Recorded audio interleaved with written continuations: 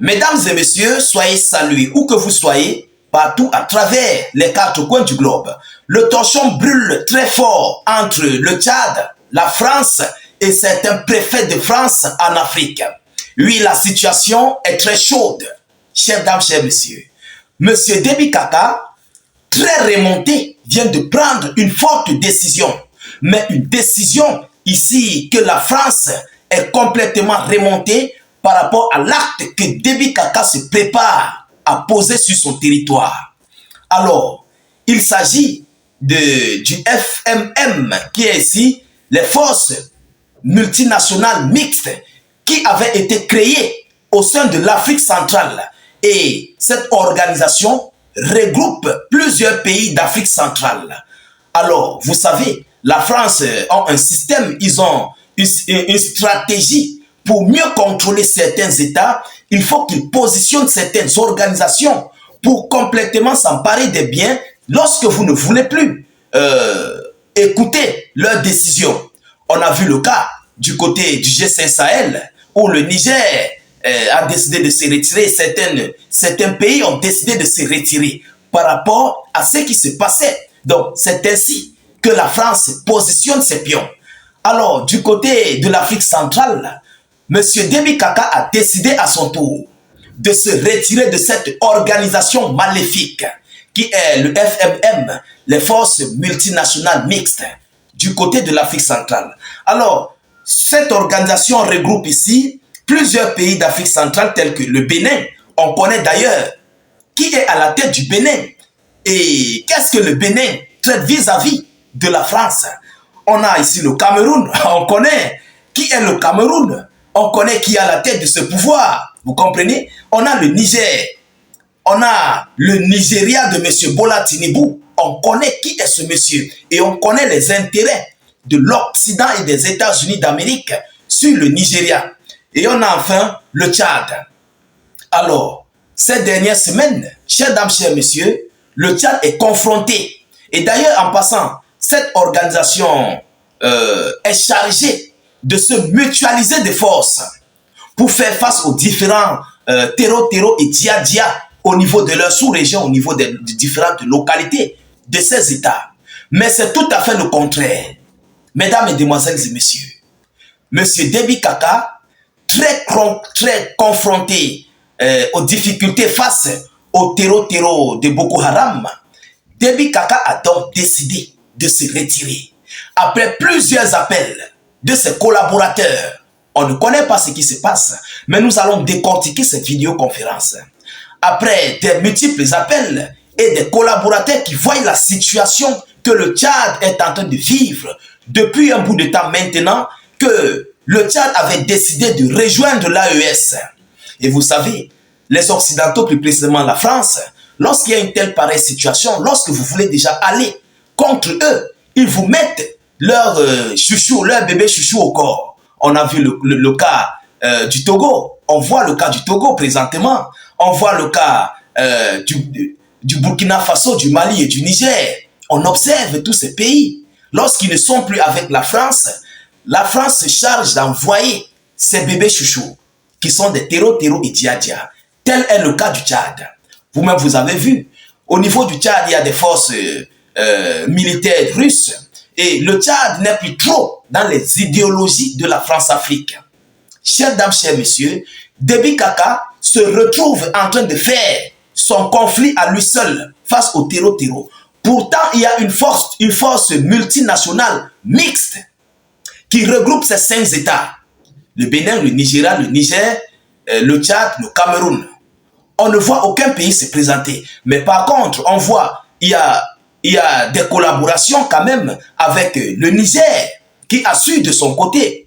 Vous comprenez? On ne voit aucun signe du Cameroun. Chers dames, chers messieurs, qu'est-ce qui se passe réellement? Est-ce que le patron de cette organisation multinationale mixte a donné un mot d'ordre à ses préfets de France en Afrique? Oui, de laisser le Tchad se plonger complètement dans l'affaire face au Boko Haram. On se pose juste des questions. On ne connaît pas ce qui se passe.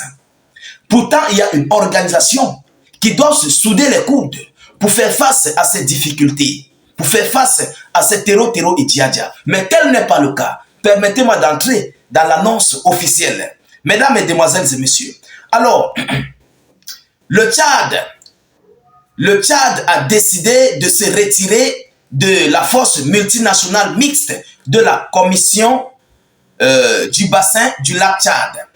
Dans un communiqué, le président de la République explique cette décision par l'absence de la mutualisation des efforts face au terreau Boko Haram.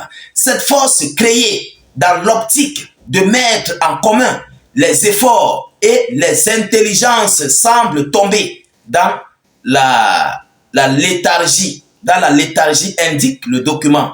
Le président Mohamed Déby Idriss Itno assure toutefois que son pays respectera ses engagements en matière de lutte contre le terreau et le djihad.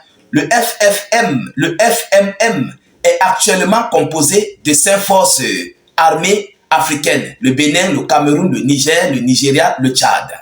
Chers dames, chers messieurs, vous-même vous avez compris, c'est cette décision que Déby Kaka est en train de prendre.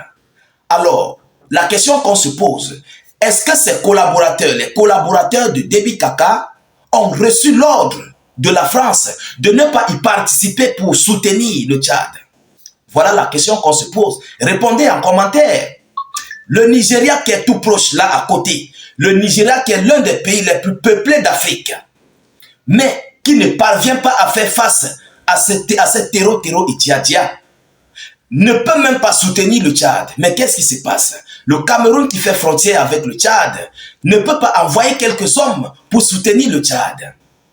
Voilà pourquoi Déby Kaka a décidé de se retirer de cette organisation maléfique. Vous savez, ces différentes organisations sont, comme je vous l'ai dit, j'ai parlé au départ, ce sont des organisations qui sont contrôlées par la France en fait. Elles ont été créées sur l'appui de la France, il faut le dire ainsi. Même si d'autres dirigeants sont venus aujourd'hui, ils ont trouvé cela, mais on connaît tous, on sait tous. On a l'exemple du G5 Sahel, on a l'exemple des forces en attente de la CEDEAO, on a l'exemple de ces forces multinationales mixtes du côté de l'Afrique centrale. Vous comprenez? On a encore d'autres forces en Afrique de l'Est et partout. Mais qu'est-ce qui se passe? Pourquoi l'Afrique n'est pas soudée? Qu'est-ce qui se passe? Qu'est-ce qui n'a pas marché? Pourtant, dans ces localités-là, ces différents États font face à une même cause. Et oui, eux tous sont confrontés au terreau de Boko Haram. Alors, est-ce que ces États ont reçu l'ordre de la France de ne pas aider le Tchad? Parce que le Tchad s'est retourné vers la Russie et du côté du Niger, de l'AES. Lors du vivant de monsieur, le feu papa de Déby Kaka, Idriss Déby, lors de son vivant, on voyait le Cameroun aller assister au Tchad. On voyait, tout le monde voyait les vidéos circulaires. Mais pourquoi c'est aujourd'hui que le Tchad, ayant commencé ses relations avec la Russie et les pays de l'AES, aujourd'hui le Tchad est abandonné face à ces terreaux et djihad. Et c'est en ce moment que ces terreaux s'accentuent du côté du Tchad. Mesdames et messieurs, répondez en commentaire. Ici, nous faisons des vidéos de décortiquage et d'analyse. Vous comprenez? Alors on se pose des questions. Est-ce que ces différents États n'ont pas reçu de l'ordre du maître, du grand maître? Parce que l'élève a désobéi, est en train de tourner le dos, mais complètement au maître. Qu'est-ce qui n'a pas marché? Voilà la situation à laquelle l'Afrique centrale vit présentement ces dernières 72 à 48 heures. Alors, nous continuons de suivre cette actualité de près. Partagez la vidéoconférence partout à travers le monde. Sécurisez-la avec un maximum de j'aime et suffisamment de cœur. S'il vous plaît, n'hésitez pas de laisser beaucoup de j'aime sur la vidéoconférence parce que nous faisons face à certaines difficultés de visibilité. Nos vidéos sont complètement attaquées. Alors, n'hésitez pas de mettre suffisamment de commentaires. Je vous reviens tout à l'heure, mais avant tout, cliquez sur le lien de notre chaîne YouTube. La chaîne YouTube se trouve en commentaire. Cliquez sur le lien, abonnez-vous à la chaîne YouTube. Nous réalisons aussi des vidéoconférences là-bas et YouTube est très fiable. Les commentaires ne sont pas restreints ni limités, ainsi que les partages, contrairement à Facebook. Allez-y vous abonner. YouTube est propre, comme l'eau de roche. Je vous reviens tout à l'heure pour une prochaine série d'actualités. Soyez encore salués une fois de plus. Ciao, ciao.